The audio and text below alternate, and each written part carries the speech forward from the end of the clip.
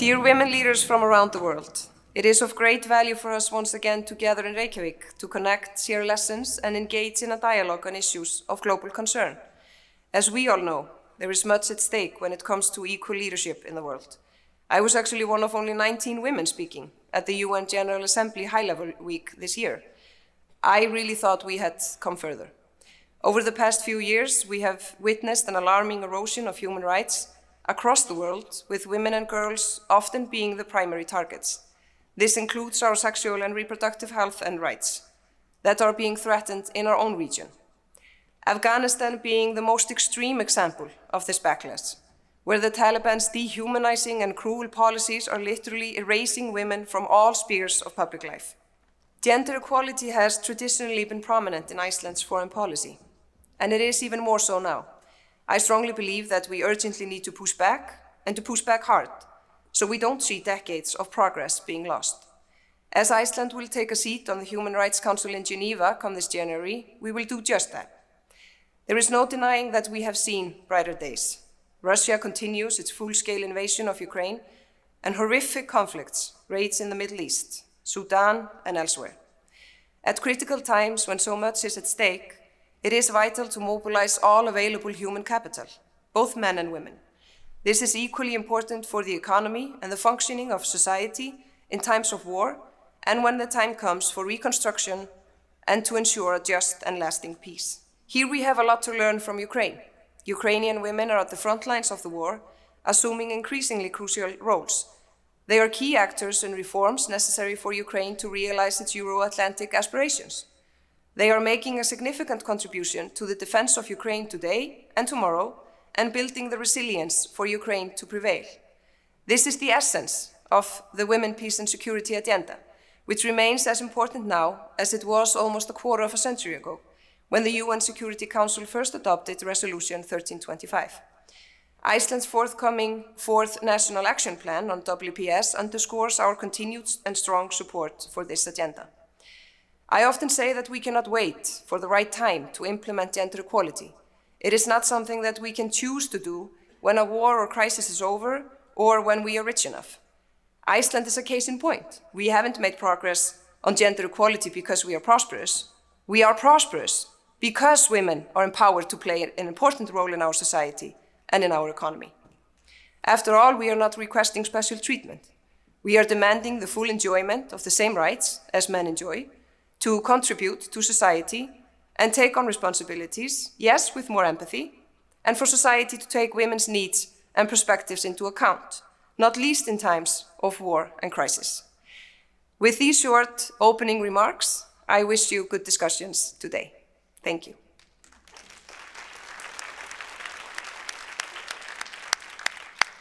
Thank you very much to the Foreign Minister for that eloquent introduction to the topic.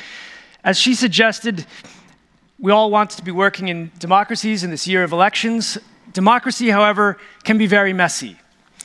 But I'll tell you that I think if you ask the people who live in conflict zones, of which I've been told there are as many as 170 in the world, which is a mind-boggling number, they would take messy democracy over some of the alternatives of their life, reality. Constant and imminent threat to life, food shortages, energy outages, crippled healthcare systems, rape and sexual violence as weapons of war, to name just a few of the burdens. The topic is heavy, but this panel is here to also offer hope. And over the past 5 to 10 years, few people, women or men, have done more than the 4 women who joined me on stage to really raise awareness of the gender dimension of the issues of peace and security, or of the role of women that they play in promoting peace. And so, Irene Fellin, to start our conversation, from your perspective as NATO's Special Representative for Women, Peace and Security, what more can be done to strengthen gender-responsive leadership and accountability? Thank you for the question. It's maybe of a $1 million question, but it's also very pertinent to the work I do at NATO. Let me just make one quick step back talking about the agenda. I think that we had a perfect introduction by third minister. And in the past year, since the adoption of the resolution, often the question about NATO commitment and involvement agenda was raised. Why NATO? What is the role of NATO? This agenda comes from peace building, comes from women's-led organization. But my answer is, why not NATO? In a world of insecurity, an organization that is there to protect the population has to carry a gender perspective in what we do, has to implement this agenda. This is extremely important. But the problem is that there is no environment that is more male-dominated than the security organizations such as NATO. So this is why we need to work on the implementation of the agenda. And of course, we know that one of the pillars is to increase participation of women. We are all here for this reason. We are all leaders in this room. But this room is made by women leaders. Once we leave this place, we will be alone, isolated, as one of the only one maybe, or the few women in the room. So this is why, in the last year, especially of my mandate, now I'm finishing the third year and I will start a new mandate, I decided to switch a little bit, to change the focus. So it's not on one side supporting women's leadership, but the other side is to work with the leader that we have in place to make sure that they are gender responsive. We cannot wait to have the gender equality and the parity in numbers to make sure that the gender equality is advanced in our actions and our decisions. So we need to develop a skills, the gender responsive leadership, for all leaders in place, head of states, ministers, permanent representatives, ambassadors, across our alliance, to make sure that they carry this as their own responsibility. I was thinking yesterday that we call this gender responsive leadership, and I put this as the first goal of the new policy that NATO endorsed this year at the Washington Summit. But we should call it people-centered leadership and approach. Because yesterday it was said that the difference between women leader caring about the population, caring about the others, and the male leader caring more about themselves.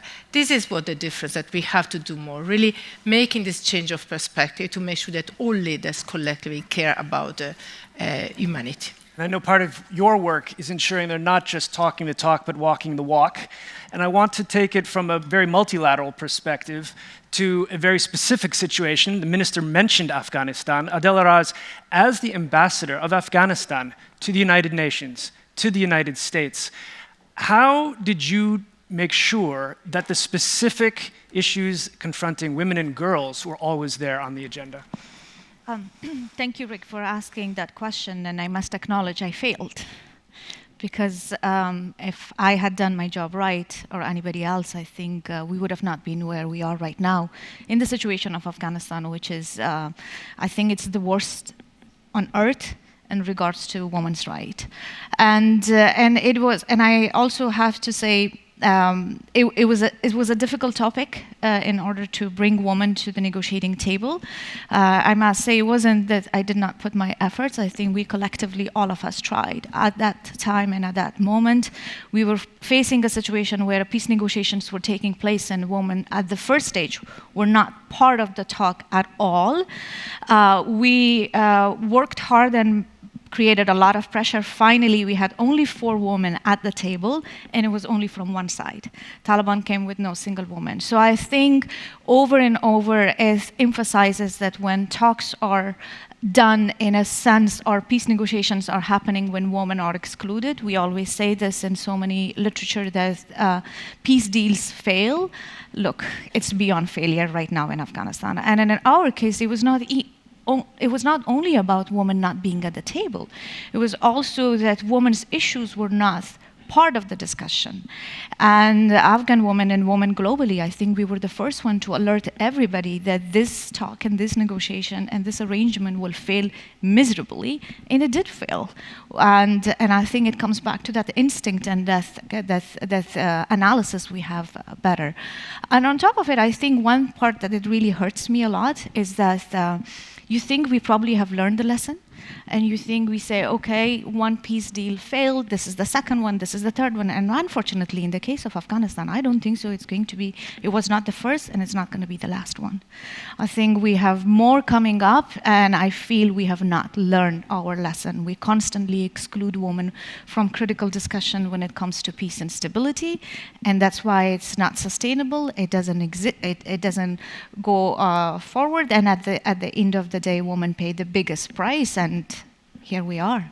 So you're being very self-critical. I have no doubt that you've been, as a trailblazer, not the only one on stage, that you really did. You were pushing that door. I did. I really did. I knocked every single door, and I came across the most senior individuals who were at the negotiations, and very frankly across the table, and I said, what happens to women's rights? If I can pick up on something you mentioned, so you talked about the involving of women in mediation, negotiation. This is, I know, Lara Scarpita, a specialization of your own, something you've worked on for a very long time. In the context of your role with the Organization for Security and Cooperation in Europe, as the gender specialist there, involving women in mediation, negotiation, peacemaking, peace building, how do you make sure that that remains a priority? Thank you very much for the question, and also for the opportunity, to be here. I mean, it is a big challenge. We work in conflict settings, Ukraine, Moldova, South Caucasus, post-conflict countries, and how do you make sure that women are included? We have to look first a little bit at the obstacles. And the obstacles, there are many, but I think that the two most important one is access and recognition of women's role. What we see is that access to the decision-making, to the peace tables, is often very, very difficult. And I was looking at some statistics of the UN.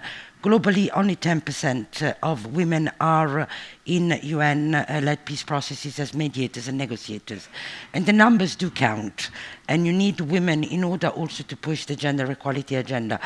But access, it's a question of power. The seat at the table is not only about women, it's also about power. And until we have men prepared to give up that power, then it will be very difficult to include women. The second is recognition. The role of women in peace building is not recognized enough. What the Ukrainian women are doing, for example, it was mentioned by the foreign minister, is not recognized. Their role is mostly invisible. So, what do we do next? I think the to-do list from the work that we do is very, very long. But if I had to prioritize, I would say the three main areas where we really need to do more collectively is to invest in diplomatic effort, political capital, and also financial resources to ensure that women have a seat at the table. The second is certainly support women leadership, because we need women leaders and we need to work more to empower women to become leaders. And finally, we need to work more also with grassroots organizations, empower them, support them, and finance them. So you mentioned a couple words I'm going to pick up here. You mentioned power. You mentioned recognition. I want to turn to Katrin Jakobsdottir, who served 7 years as Prime Minister, attending summits of NATO, attending UN General Assemblies, at the table with people of power, and you made it a priority to always make sure gender was there on the agenda. How hard was that? Well, thank you, Rick, and thank you for being here and pushing for women around the world, because actually I think nothing will happen except that women ourselves show solidarity in that agenda and keep pushing. I made a promise when I became Prime Minister that I would always try to include the gender dimension and gender equality wherever I went. And often, not always, I was the only person doing that.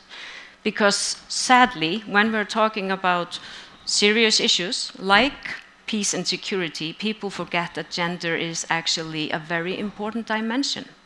I am absolutely sure that if we had more women in leadership roles around the world, we wouldn't be in this precarious situation that we're in now, with more conflicts than since the end of World War II, at the same time as we're seeing a backlash in human rights around the world. And I think we can actually make a very clear assumption that this has partly to do with the sad fact that SDG 5, the Sustainable Development Goal on gender equality, is the one that we seem to be furthest away from achieving.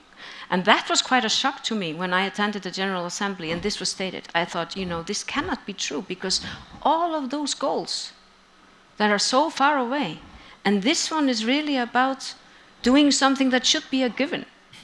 But then, of course, as you so rightly said, when we have part of humanity that has been in a privileged role, not for years or decades, but for centuries and millenniums, it's very hard to get them to give up that privilege. And it's not some individual's cause. It's simply a systematic thing that we need to change with systematic and structural changes. So in terms of the systematic changes, I know NATO has its pillars. We've talked about gender-responsive the gender-responsive dynamic. There's also a pillar which is women's participation at all levels. So Irina, in terms of making sure that all of the leaders that you are trying to make sure they keep this on their agenda, how do you make sure that they also are thinking there about women must be participating at all levels? In a context such as NATO, it's more complicated than working with external organizations and grassroots. So we rely on the national, decision. We cannot impose quotas, but we can talk about this and about the need. And this is what I'm trying to do. And I started doing when at the beginning of my mandate, especially focusing on the summit and the women leadership. So when in the first summit in Madrid, when I was special representative, I decided that there was a need to make the women leaders visible. And everybody looked at me in a strange way. They didn't understand why I was doing this. And then I was said, oh yeah, after a few months of advocating, I was told, yes, okay, sure, take a room and bring the women together. So the women were the ministers, we are not talking about just women, the women leaders in the room. And that year we had for the first time the highest number of women as a minister between Minister of Foreign Affairs and Defense, 1/3. That time we were 30 allies, 20 out of 60. It's got to help, no? And it was amazing, the result of this, because we need to lead by example. We need role models. We need to show that we do exist. And as I said, when we come together, the power that we project, also externally, is huge. And this initiative that I took, and then from my male colleagues, was maybe undermined a bit or like not taken too serious, became a change maker. And everybody is on board now because they understood the power. We are not there yet, to a full commitment. I mean, I would lie if I would say that everything is perfect. But every summit, we are getting bigger and higher in terms of commitment. And this past summit in Washington, D.C., I was on stage together with Secretary Blinken and with Thordis, and we were celebrating the importance of this cross-cutting commitment by leaders. And we need to create this space, and we need to really do this together. And that's important to make this visible and have the right role model. And it's important to have women in those roles as role models. It's important to have male allies in a context of a country where probably finding the male allies is more difficult than in most. How did you do that? Trying to make sure that you obviously succeeded in terms of getting appointed as a woman from your country to the roles that you held, and then you become a role model for Afghan women and girls throughout society. Can you talk about that? I think it's male allies, and I strongly believe in women allies. This was my takeaway and the work that I did, because for me, I think for majority of women, when it comes to the leadership, when you arrive, naturally you're pushed away. If you have a little bit of favoritism towards women, you're tagged and say, oh, of course, because she is the woman. And then, but when men does it, it's almost like, well, that's comradeship and friendship. So I think I almost put myself in that space to acknowledge and be called biased. And I said, I like that bias, that I am biased towards women, and that's a good thing, and I will continue to do that. And I think that was one takeaway. And the second was really making sure finding like-minded women that have the same analogy and the same motivation, and bringing them to the forefront. Because a lot of time, I think it's very, very, very powerful. You were talking about the grassroots. You bring the authentic voices to the forefront and let them say what they're saying. Because a lot of time when I would speak at the UN and I would say, look, this will be a mistake, because if women are not part of the negotiation or part of the discussion, there will be no sustainability, and we are going to face Taliban that does not respect their words. And everybody would look at me and say, well, Taliban have changed. And it made a powerful statement when I had Afghan women coming into the UN and making that call, and most of them were the younger women. So I think the other one was really the younger generation. And I've been hearing this so many times since yesterday. So I think it's extremely important that we have the right, not only the right role models, but the role models that we relate to, and then the younger generation, and finding the right way to reach out to them, because I have a feeling there's a disengagement with them at this moment. So, Lara, so did you want to interject on that immediately, or? No, I mean, I fully agree with Adela on the importance of engaging with the younger generation. They are the present and the future of all the peace-building efforts, all the conflict resolution efforts that we do. And one tool that we do have that is quite effective and has been used globally are women networks. Mm-hmm. Women networks are really critical tools to empower women, to support them, but also empower the younger generation with intergenerational exchanges. And the OEC, we are investing extensively in networks across the whole spectrum of security policies, because it's a way to promote women leadership extensively. Our time is limited. I want to ask one more question. I'm going to start with you, Katrin, in terms of what people can do in their own work and their own lives. One thing, Iceland is very fortunate. It is a country that has not seen conflict here for probably centuries, if not millennia. You know better than me. But you took your responsibility very seriously to be a promoter of peace, not least welcoming refugees to Iceland. In your role, you were able to make those kinds of decisions. But can you talk a little bit about what you saw as your role in your work as Prime Minister, but also perhaps what can leaders do in whatever their work is? Well, I think it's important, because here we have a room full of leaders. Not everybody is a prime minister or president, but it's a room full of leaders. And we all can do our bits. We can start at home. I have 3 sons, and I actually experience in my home what is being talked about on social media. I can see the backlash when it comes to women's rights in material on social media. New technologies have changed so much in how we talk about gender equality. We can start in our own local community by doing simple things, structural changes. When does the city council actually have its meeting? Are they actually accessible for women? Just one small question. And then we can enter the national stage and the world stage. I think the key to all of this, and that's the lesson learned from Iceland, because what we have done here is that we have made the structural changes so all women should be able to have the same opportunities as men. It's not about being an excellent woman, to do so much more than all the men in the room. It's about actually creating a society where all women have opportunities, by having access to kindergartens, by having shared parental leave, by actually implementing a system that ensures equal pay. And we're not there yet. Even though we've been doing a lot, we still haven't achieved full gender equality. But my final point is, all those structural changes came about because of women's solidarity across parties, across sectors. That's really important. We have 1 minute, and I'm going to ask you to each be really brief, but picking up on this question. So most of the people here in the audience do not live amidst conflict, armed conflict. They are not necessarily attending summits. But what can they do as leaders in their communities, Irena?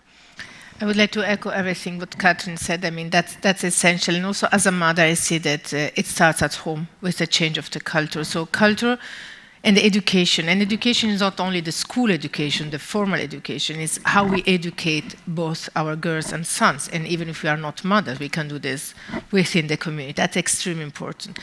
The second is for me what in my own work, I understood how important it is to try to find the right language when I speak to men, and especially in the defense sector, to make this relevant for them.